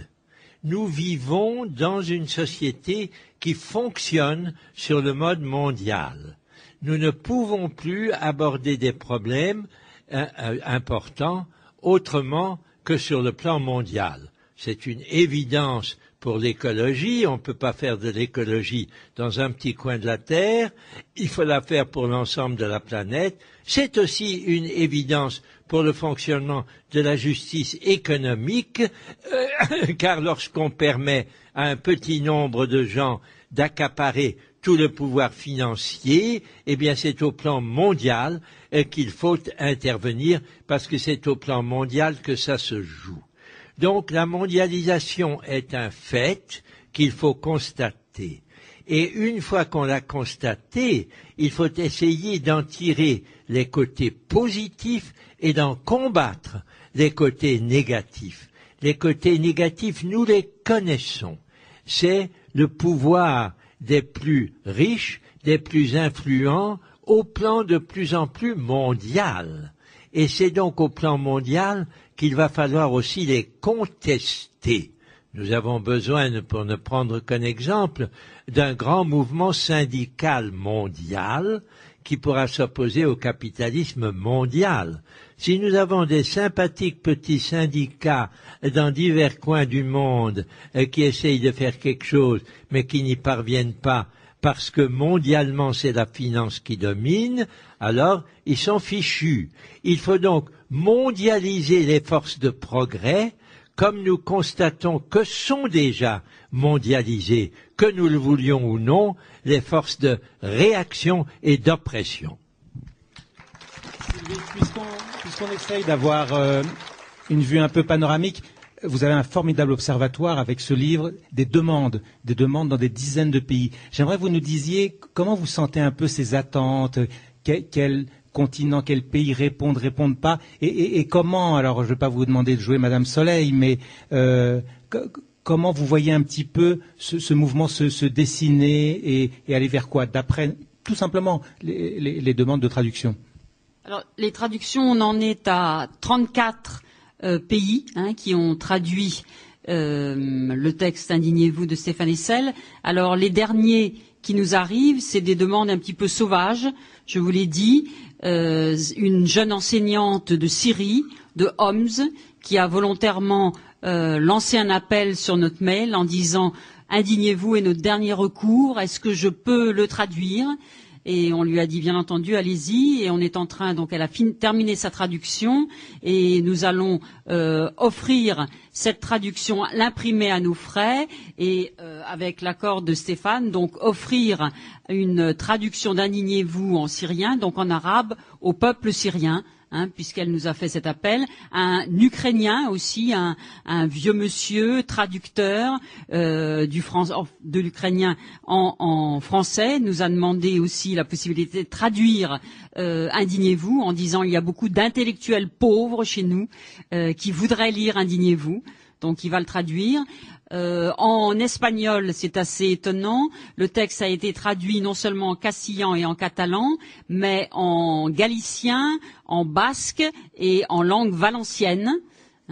Donc, vous voyez, les dernières demandes, c'est le Japon. Le Japon est en train de terminer sa traduction et on a demandé l'agente qui sert de go-between entre nous et l'éditeur japonais a demandé à Stéphane d'écrire une préface dont elle aimerait qu'elle s'appelle aux Japonais qui ont oublié la rage.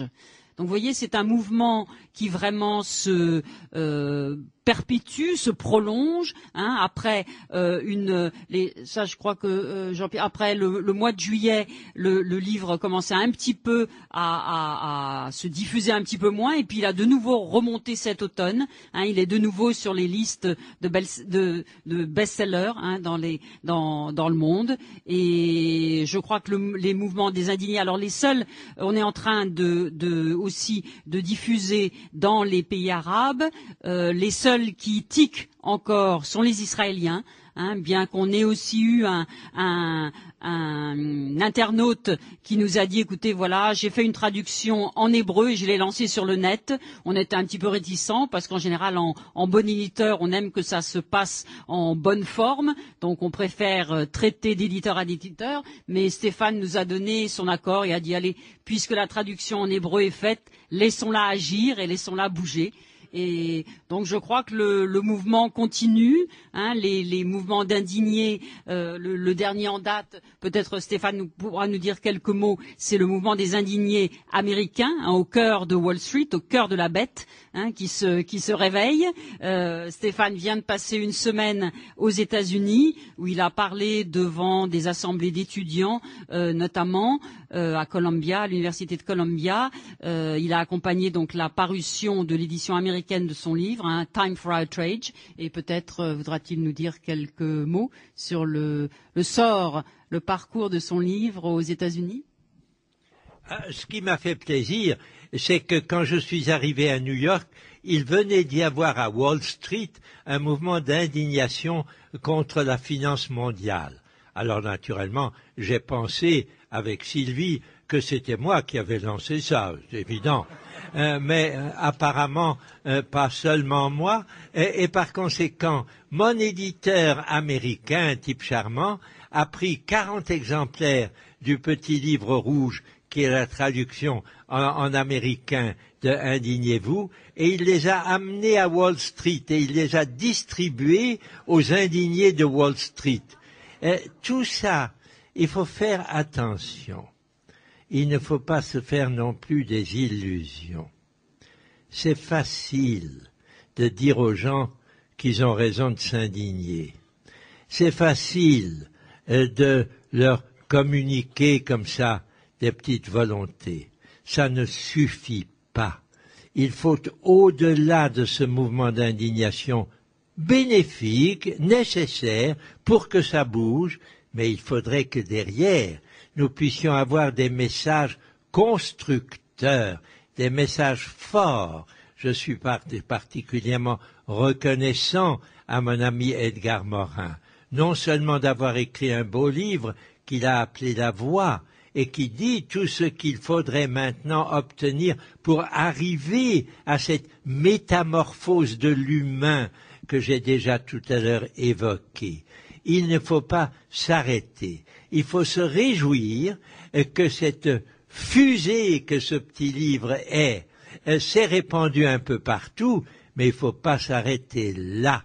Il faut travailler, et travailler sérieusement ensemble pour que soient écarter tous ceux auxquels l'INA est tellement sensible et qui essayent de reprendre ici ou là le pouvoir. Il faut les écarter, mais il faut pouvoir les remplacer par des forces constructives qui fondent leur action sur des valeurs universelles et justifiées. C'est ça la prochaine étape. Je voulais ajouter encore ça. Je pense que les conséquences et les prolongements d'Indignez-vous sont très divers et on en est très heureux. Par exemple, au cœur de l'été, en juillet, nous avons reçu un coup de fil de Clémentine Autain, qui est cette jeune femme de gauche, jeune figure de la gauche radicale française, qui a été violée à l'âge de 22 ans et qui a été réveillée évidemment par l'affaire DSK et qui nous a téléphoné en juillet en nous disant « ça fait longtemps que je veux écrire un texte sur le viol que nous venons de publier, qui s'appelle « Un beau jour, : combattre le viol ». Et là encore, je pense que c'est un prolongement direct de l'indignation telle que nous l'a enseigné Stéphane. Ce sur quoi Clémentine insiste beaucoup, c'est justement sur la violence, le fondement de violence de nos sociétés, qui est fondé sur ce rapport dominé-dominant, et notamment de domination masculine, dont le viol, dit-elle, n'est que l'expression ultime. Et ce à quoi appelle Clémentine, c'est justement de repenser ce fondement de beaucoup de nos sociétés occidentales, fondement de violence. Et évidemment, ça n'est pas du tout, malgré ce qu'on pourrait croire, un livre moralisateur qui vient demander la restauration d'un ordre quelconque, ordre moral, ordre sécuritaire. Ce que dit Clémentine, c'est combattre le viol, c'est libérer le désir non pas seulement des femmes, mais aussi des hommes. Les hommes aussi sont les otages d'attitudes, de comportements stéréotypés. Elle dit qu'ils sont moulés dans leurs habits de virilité, qui parfois les empêchent d'avoir des émotions non violentes, des émotions non apprises. Et ce qu'elle dit aussi, c'est qu'elle espère que ce combat contre le viol va instaurer une nouvelle ère de négociation entre les sexes. Et je pense que ça, c'est une conséquence directe. Clémentine Autain est une indignée constructive. Repenser ces questions-là, ces fondements de nos sociétés, c'est le prolongement direct de l'appel et de l'action de Stéphane, je pense. Je vous invite à écouter Clémentine, qui sera là à partir de demain, qui va participer à de nombreux débats et qui signera son livre sur notre stand, le stand des éditions indigènes. Alors Stéphane Hessel me souffle à l'oreille qu'il est prêt à continuer toute la nuit et à continuer le débat, mais Marie-Louise pour le festival me dit qu'on doit rendre la salle. Alors bien sûr, le débat va se poursuivre dans les jours qui viennent. On peut peut-être prendre une dernière question, petite dernière question pour la route. Une seule. Allez, on a le droit à une seule. Donc voilà, là c'est la démocratie, là c'est terrible. S'il vous plaît. Non, s'il vous plaît. Ah, c'est vrai que c'est exact que vous avez. Allez, on va faire une exception, on va deux questions, la vôtre et celle de monsieur, et on va clôturer là-dessus. Je voulais parler d'une forme de résistance qui est importante. Voter, c'est très important, mais je comprends aussi pourquoi les jeunes sont moins enclins à voter, parce qu'ils attendent d'autres formes. Et je pense que de nos jours, on a une forme de résistance importante, individuelle. Déjà, les politiques, on sait qu'ils sont menés par les lobbies, toute l'industrie, la chaîne alimentaire, tout ça. Et je crois que c'est important, à notre échelle, tous les jours, de résister à cette tentation, cette manipulation de la grande industrie, de toutes ces familles qui sont très riches et qui nous manipulent et qui nous intoxiquent. Et ça, c'est quelque chose qu'on peut faire tous les jours, à notre échelle. Faire attention à ce qu'on consomme. Regardez d'où ça vient, comment c'est fait. C'est une résistance très importante en même temps qu'aller voter, mais c'est quelque chose qui se propage un peu sur toute la planète. Et je crois que ça, c'est tous les jours qu'on peut vraiment travailler là-dessus. Et ça a une force terrible. Parce que si on n'achète pas leurs produits chimiques alimentaires, qui nous tuent d'ailleurs et qui nous rendent dépendants des lobbies pharmaceutiques, dont aussi tout le système se comporte, on change complètement le système et on peut l'améliorer. Parce que c'est basé sur une logique de mort et de dépendance. Merci. Et ça, c'est notre pouvoir. Merci beaucoup. La der des der avec monsieur. S'il vous plaît. S'il vous plaît. Sinon, je me dis, mon ambassadeur. Il faudrait laisser la parole à la jeunesse pour une fois, non? C'est pour monsieur l'ambassadeur. Et vous n'avez pas pu répondre à une question que monsieur vient de poser qui concerne l'Europe de l'Est. Et dans l'Europe de l'Est, vous n'avez pas répondu.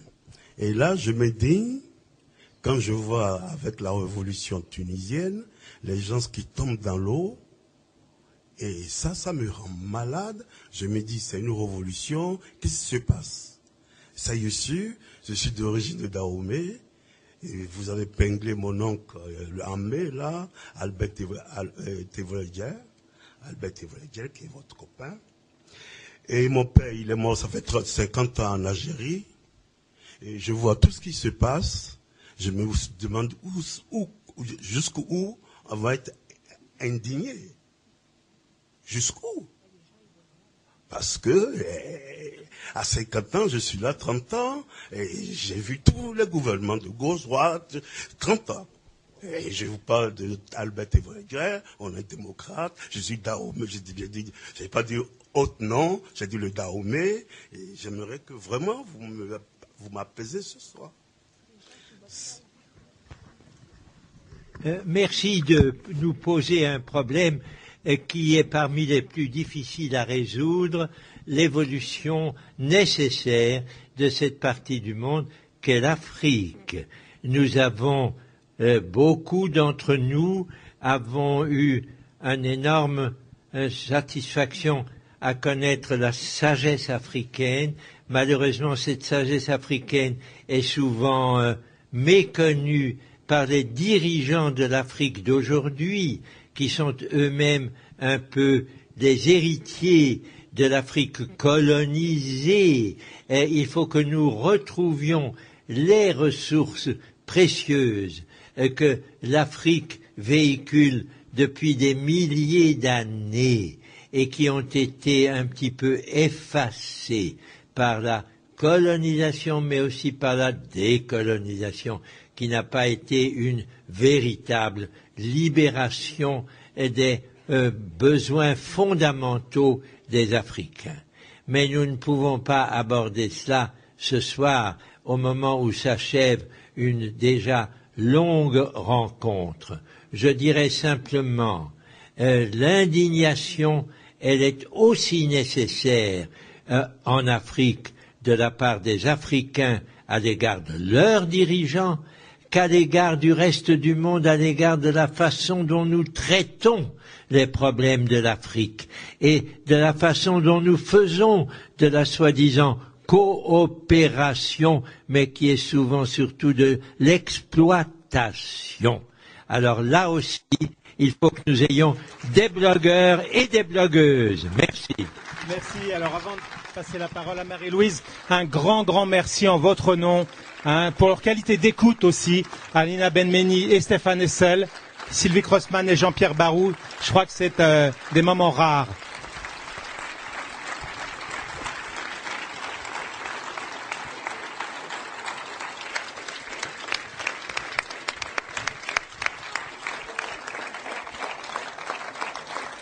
Alors ne nous en voulez pas d'interrompre, mais Lina est épuisée après cette semaine qu'elle vient de passer après d'autres. Stéphane se lève demain à 6 heures pour prendre un avion pour 8 heures. Alors on aurait poursuivi sans doute toute la nuit parce que c'est intéressant, mais il y a encore 2 jours. Ça ne fait que commencer. Nous avons encore un débat demain avec Lina sur le thème le printemps arabe, quelle suite? On a déjà ébauché. Et puis également dimanche, blogueurs, blog, Twitter, etc. Est-ce que ce sont les réseaux nouveaux de la Révolution? Et puis demain soir, je vous invite tous au tapis rouge avec qui on va présenter donc le film de Mourad Alcher, Plus jamais peur, qui a été tourné pendant les événements tunisiens en direct, caméra à l'épaule, avec Lina notamment, et je crois aussi son père qui est là. Et donc c'est un film que on vous invite à venir voir. Et la discussion aura lieu également après. Donc vous voyez encore plein de rendez-vous, Clémentine Autain, etc. Donc regardez bien le programme. Et puis suivez, voyez cet appétit de discussion et ce qui nous réjouit le plus ici dans notre Festival du Livre. Merci et bonne soirée. Non. Donc il y a une table de presse qui vous attend là-haut.